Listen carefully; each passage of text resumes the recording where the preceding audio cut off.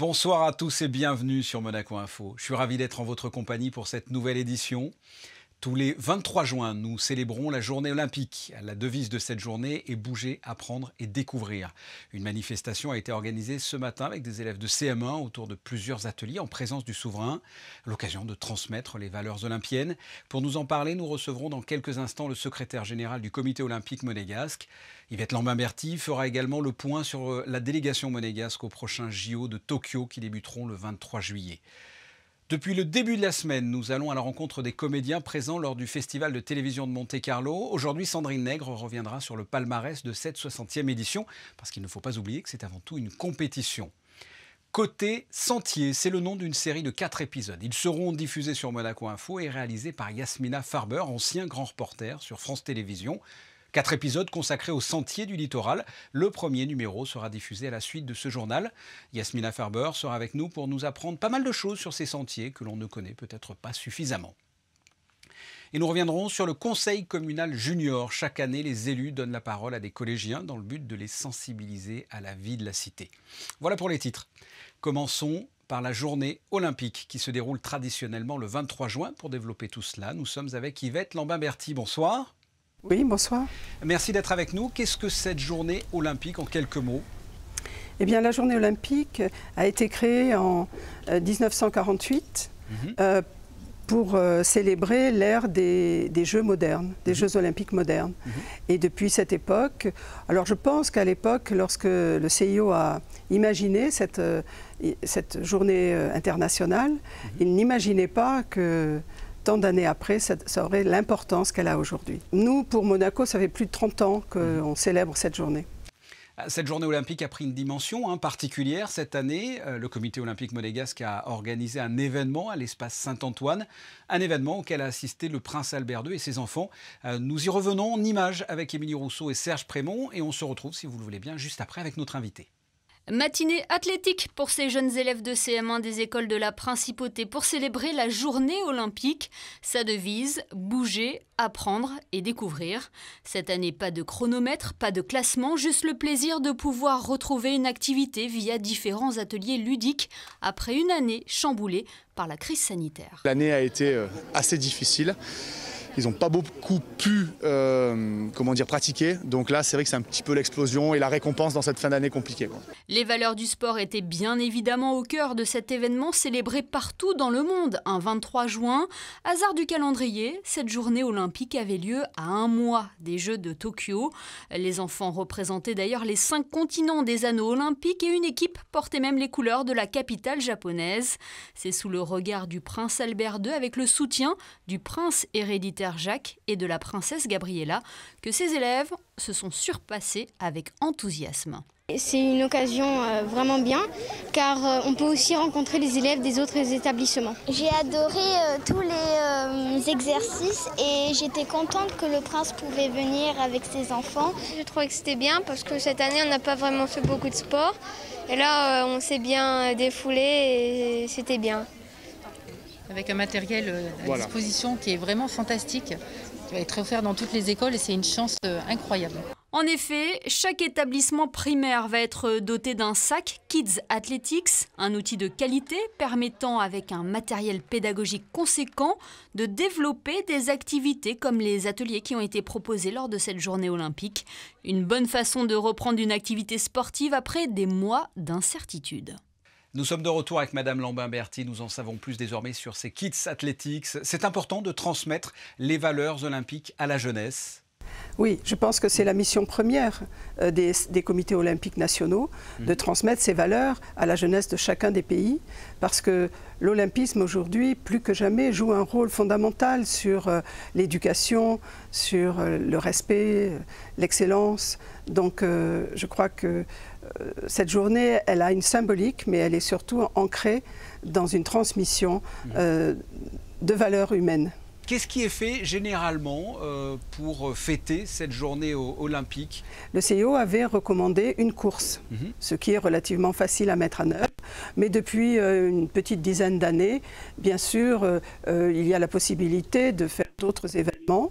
Et nous faisions depuis de nombreuses années également ici à Monaco les Jeux athlétiques scolaires qui aujourd'hui sont suppléés par ces parcours gymniques athlétiques que nous avions déjà commencé il y a 2 ans.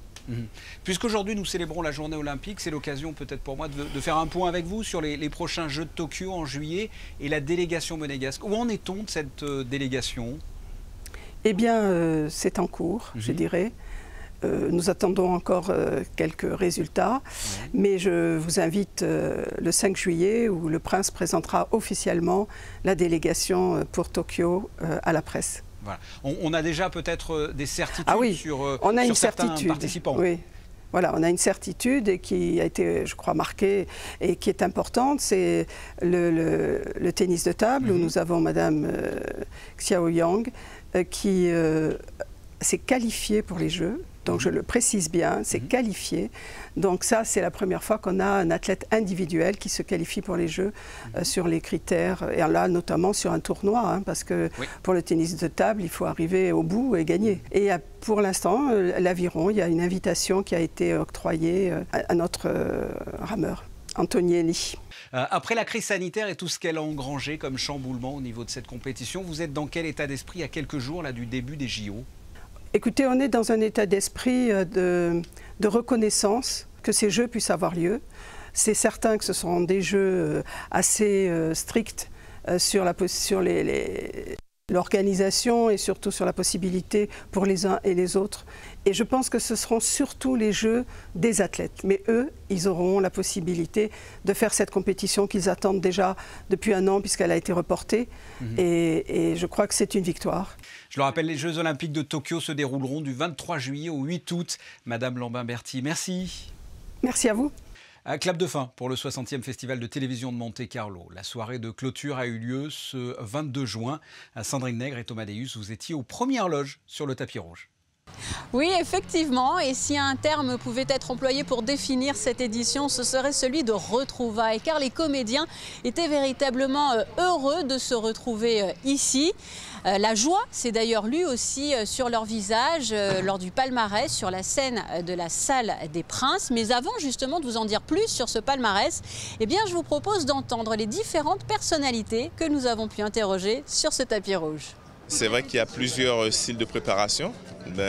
Déjà, vu que je suis maître de cérémonie, donc il a fallu beaucoup travailler avec Jenny pendant toute la semaine. Les 60 ans, ça se fête et au mieux. Il y a 1 an, je me disais, mais de quoi va être fait mon avenir ? Et là, qu'on puisse retrouver un quotidien, qu'on puisse retrouver des films qui viennent de partout, ça fait du bien de rire, de pleurer, d'être ému. Ça fait tellement plaisir de revoir du monde, de se retrouver bien tous ensemble, d'avoir certes ces distances de sécurité, ce masque à respecter, mais tout du moins reprendre une vie plus ou moins normale et ça fait du bien, ça fait plaisir. Le charismatique acteur à la carrière internationale n'a pas caché son émotion. Tchéky Karyo qui a multiplié les succès au cinéma de Nikita, de Luc Besson au Patriote, aux côtés de Mel Gibson, Bad Boys avec Will Smith en passant par les Lyonnais, Belle et Sébastien. Succès aussi sur petit écran avec Baptiste, The Missing ou encore des formats courts comme Kaamelott, Il est la nymphe de cristal 2021. Place aux Nymphes d'Or, le jury fiction a récompensé Uncle Frank dans la catégorie meilleur film, meilleure création et meilleur acteur pour Paul Bettany, visible sur Amazon Prime Video. La série qui remporte la nymphe s'appelle It's a Sin. Elle voit aussi le sacre de son actrice Lydia West dans cette série. Richie, Roscoe et Colin débarquent à Londres en 1981. Les jeunes hommes vont commencer leur vie d'adulte avec un virus nouveau qui se propage, le VIH. De son côté, le jury Actualité a primé notamment un reportage au cœur du Capitole avec l'entrée des Trumpistes qui avait provoqué une onde de choc et pas seulement aux États-Unis. Le meilleur grand reportage nous plonge lui dans la Covid-19 qui occupe la une de l'actualité depuis plus d'1 an dans le monde entier. Le reste de l'actualité en bref avec Alexandra Pani. Bonsoir Alexandra.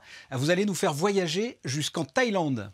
Bonsoir Fabien, de manière virtuelle malheureusement, mais en effet, le Monaco Economic Board proposait aujourd'hui une conférence autour des opportunités économiques liées à la Thaïlande. Idéalement situé au cœur de l'Asie du Sud-Est, le pays offre de nombreuses perspectives de développement grâce notamment à l'émergence des marchés voisins, le Laos, la Birmanie ou encore le Cambodge. Une réunion réservée aux membres du MEB.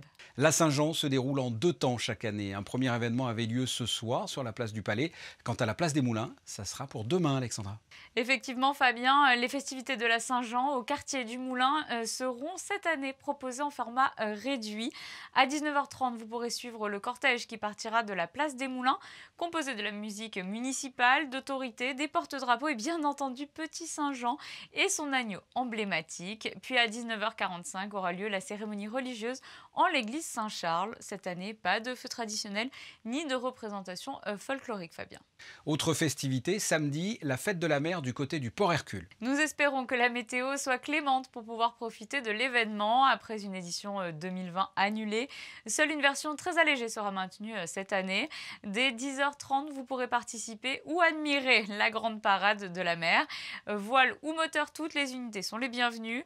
Elle débutera au pied du musée océanographique. À 10h45 aura lieu une bénédiction et hommage aux marins disparus. Et même si elle est dangereuse, Arthur Rimbaud écrivait dans Une saison en enfer que l'éternité, c'est la mer mêlée au soleil. Restons sur le bord de mer avec notre deuxième invitée, Yasmina Farber. Bonsoir. Bonsoir Fabien. Vous allez proposer sur Monaco Info une série de documentaires sur les sentiers du littoral. Ça va d'ailleurs commencer ce soir, juste après le journal. Pourquoi une série sur ce thème-là ? Je vous dirais que comme toutes les bonnes idées, sont des idées qu'on a en marchant. Ouais. Et moi, c'est en marchant sur ces sentiers, régulièrement, surtout sur les sentiers de Cap d'Aille et du Cap Ferrat, surtout aussi ces derniers mois et ces dernières années, et cette année très compliquée de confinement où j'avais besoin d'oxygène, de prendre l'air, de voir l'horizon. Et au fil du temps, je réfléchissais aussi au travail, évidemment. Et je me suis dit, enfin, pourquoi pas ? Pourquoi ne pas proposer une série sur ces sentiers qui sont somptueux, magnifiques, oxygénants, ressourçants ? Et j'avais envie de vous proposer une belle découverte. Et que va-t-on pouvoir y découvrir ? Combien d'épisodes ? Combien de lieux différents ? Alors, j'ai proposé une série de 4 épisodes. Cap d'Aille, le Cap Ferrat, le Cap Martin et le Cap d'Antibes. Donc ce sont des épisodes qui vont durer entre 8 et 10 minutes maximum. Et c'est une promenade en fait que je propose aux téléspectateurs.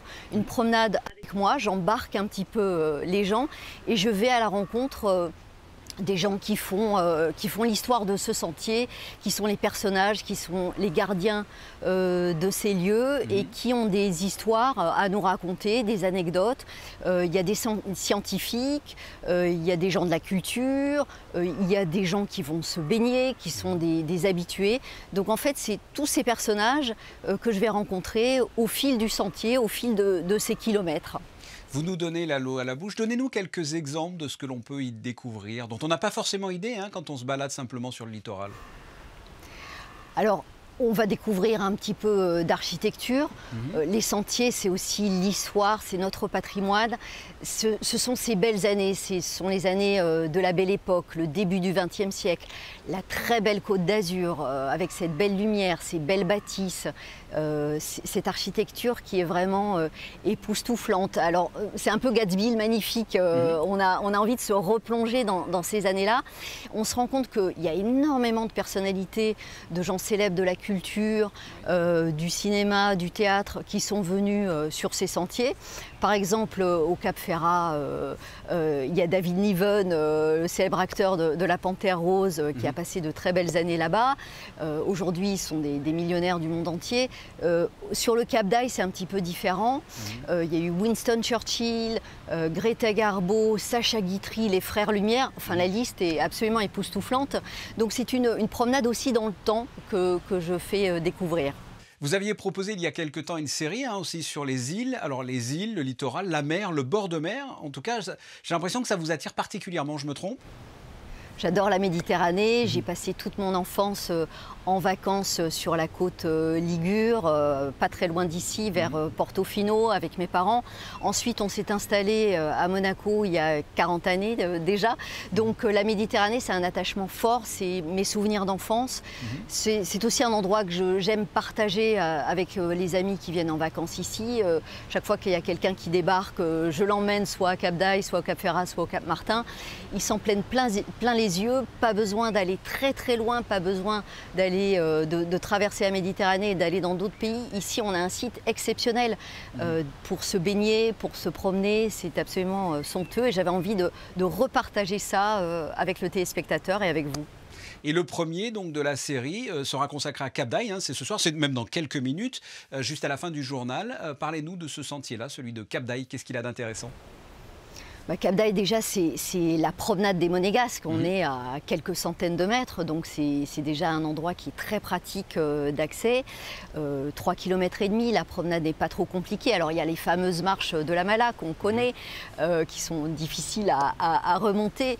Mais ce site est absolument magnifique. Et moi, ce que j'ai appris, ce que je ne savais pas quand je marchais la tête en l'air ou la tête dans mes pieds ou avec mon chien, je ne savais pas que c'était un volcan qui a 30 millions d'années par exemple. Donc voilà, au fil et bien voilà, la pointe des Douaniers, c'est un ancien volcan, on est sur les pentes d'un volcan et ça écoutez, donc on a fait des interviews de scientifiques qui nous expliquent, qui nous décryptent. Donc à chaque fois, on essaye de baliser ce chemin avec des anecdotes et des informations. Ça a l'air passionnant. On va regarder tout ça dans quelques instants. Yasmina Farber, merci. Merci Fabien, merci à vous tous. Passons au reportage suivant. Donner la parole aux jeunes et les sensibiliser à l'action municipale, c'est le but du projet communal junior. Ce mardi, les collégiens ont présenté leur projet à la mairie devant les élus, avec l'espoir de les voir se concrétiser. Reportage de Vanessa Dessy. C'est au cours d'une séance publique dédiée au conseil communal junior que des élèves de 4e ont pu présenter aux élus leurs différents projets, le but étant de les impliquer dans la vie institutionnelle du pays et d'aboutir à la mise en œuvre de leurs idées. Je dois dire qu'ils ont été très pertinents parce qu'ils ont réalisé un vrai travail professionnel, tant sur les compétences de la mairie qui étaient particulièrement bien ciblées, que sur leur propre désir de voir concrétiser des projets. Et c'est ce qui nous tenait à cœur, évidemment, puisqu'il y a 12 ans déjà que le projet communal junior existe et qu'il y a de nombreux projets qui ont été d'ores et déjà réalisés, comme vous le savez. Les plus emblématiques, ça va être la Splash Party, on a aussi organisé un concours de cuisine, et là, les nouveaux projets qui s'annoncent sont passionnants. Les élèves du collège Charles III ont travaillé sur plusieurs sujets, un cache-cache géant dans Monaco, un laser game, une soirée Halloween ou encore musicale à la patinoire. C'est une soirée musicale avec un DJ où on dansera la nuit à la patinoire de Monaco pour les collégiens de 11 à 15 ans, de 19h à 23h. Le projet, c'est Among Us géant à Monaco et on a décidé de faire ce projet car c'est un jeu qui est devenu viral un peu dans tout le monde. Et donc ça, c'est sur du coup, le téléphone et c'est un jeu virtuel. Et donc on s'est dit plutôt que rester sur les écrans, on pourrait le faire en vrai. Et donc ce serait plus sympa et plus convivial. Une fois encore, les membres du conseil communal ont souligné l'originalité des projets et la qualité de réflexion des élèves. Le maire et ses adjoints ont noté plusieurs idées afin de pouvoir donner une suite concrète dans un futur proche. À suivre. Nous vous retrouvons Alexandra Pani pour un nouveau point sur l'information. Grand rendez-vous sportif de l'été, le meeting Hercules EBS se déroulera le 9 juillet au Stade Louis II et l'affiche se précise. Oui Fabien, encore de grands noms de l'athlétisme sont attendus cette année, notamment des experts de demi-fond, Nakai, Lamotte, Touka ou encore Hassan et Bedrani, pour n'en citer que quelques-uns. Des noms qui présagent de grandes performances. N'oublions pas que le meeting a été le cadre de 4 records actuels mondiaux, Fabien.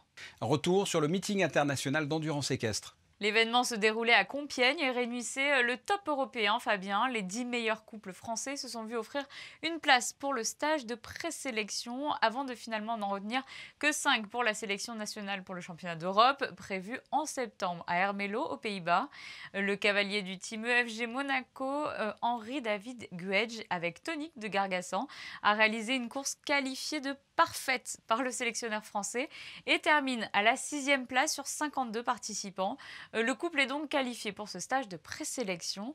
Quant à la jeune monégasque Laura Gramaglia, elle s'est déjà qualifiée pour les championnats du monde des jeunes cavaliers de moins de 21 ans.